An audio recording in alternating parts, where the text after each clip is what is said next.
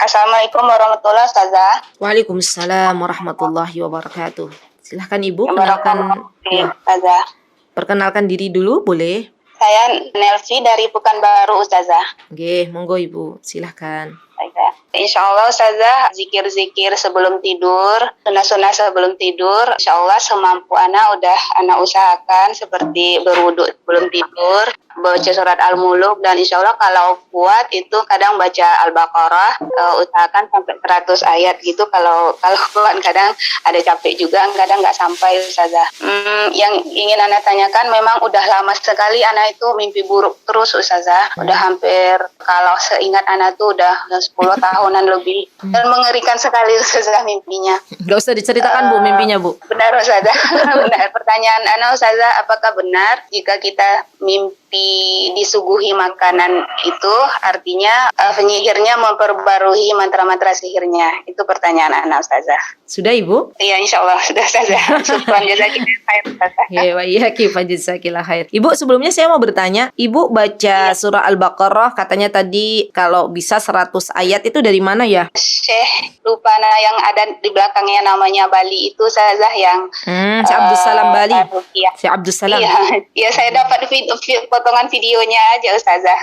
Mau tanya juga itu sahih apa? Oh, enggak Ustazah. Potongan video. Hati-hati ya teman-teman, Iya. potongan video itu ya Allah, zaman sekarang itu banyak orang-orang memotong video. Tapi yang paling ditakutkan itu justru misalnya ada orang memotong video justru untuk menyebarkan syubhat. Itu ada loh orang-orang demikian. La haula wala quwata illa billah. Baik. Ibu yang dimuliakan oleh Allah, mohon maaf ya kalau jawaban saya ada kata-kata yang kurang berkenan. Mohon maaf sekali. Jadi begini. Iya, na'am Ustazah.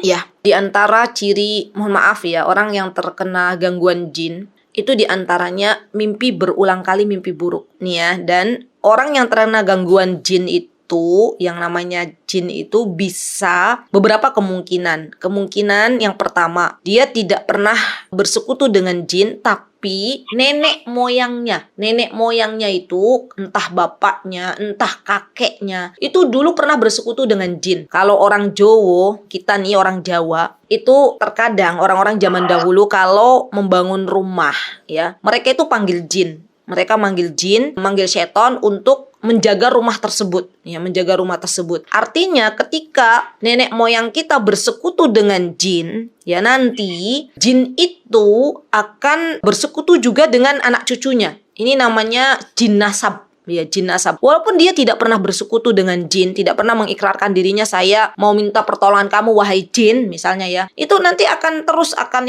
sampai kepada anak keturunannya. Caranya bagaimana? Caranya anak keturunannya apa? Mengikrarkan bahwasanya saya sudah berlepas diri dari yang namanya bersekutu dengan jin. Saya berlepas diri dari nenek moyang saya yang telah bersekutu dengan jin. Saya lepaskan kamu. Ini harus dilakukan kalau memang itu jin nasab. Yang kedua, misalnya ada orang-orang yang berusaha menyihir gitu ya. Ada orang-orang yang berusaha menyihir, maka apa yang harus dilakukan? Yang harus dilakukan, kita kuatkan jiwa kita, ya, keyakinan bahwasanya Allah tuh luar biasa. Allah loh yang telah menciptakan jin, Allah yang telah menciptakan manusia. Jin dan manusia itu tidak ada apa-apanya di hadapan Allah. Allah itu besar, Allah itu luar biasa. Ya, kalau mau membinasakan jin, Allah binasakan. Ya, itu harus kita kuatkan dalam diri kita sehingga kita tidak ada yang namanya ketakutan kepada jin, ya, tidak ada yang ketakutan kepada setan, karena sesungguhnya mereka semuanya adalah makhluk Allah Subhanahu wa taala. Ya. Kemudian yang harus dilakukan juga tadi ruqyah mandiri ya. Ruqyah mandiri ini perlu loh teman-teman, perlu banget. Kalau bisa kita semuanya belajar. Karena yang namanya jin itu kalau sudah bersembunyi di salah satu anggota badan manusia, itu bisa diantaranya efek sampingnya itu diantaranya nggak punya anak-anak ya, nggak punya anak, keturunan lama banget, itu juga bisa gangguan syaitonir rajim ya, gangguan jin itu. Jadi memang ruqyah mandiri sekali lagi nanti ada ininya ya, ada ketentuannya, misalnya mengikhlaskan niat, ruqyahnya itu bacaan-bacaannya harus dari Al-Quran atau dari hadis-hadis Nabi kita Muhammad SAW, dan harus dengan berbahasa Arab yang bisa dipahami, karena banyak mengaku-ngaku ini ruqyah mandiri, ternyata itu rajah atau jimat ya, yang nggak tahu, nggak paham itu maknanya seperti apa, nggak bisa dipahami ya misalnya. Atau misalnya minimal bisa kita gunakan ruqyah mandiri dengan membaca surah Al-Fatihah ya, membaca surah Al-Fatihah, dan ini ada panduannya dari Rasulullah Sallallahu Alaihi Wasallam. Dan orang yang mau ruqyah mandiri juga dia benar-benar harus membenarkan akidahnya terlebih dahulu, benar-benar meluruskan akidahnya kepada Allah Subhanahu wa taala. Nah, nanti ini sepertinya pembahasan satu tema bagaimana meruqyah mandiri. Mudah-mudahan nanti bisa diadakan satu tema ini karena memang ini sangat penting untuk kita semuanya, apalagi di zaman sekarang itu banyak sekali godaan-godaan syaitonir rajim. Wallahu taala alam bisawab.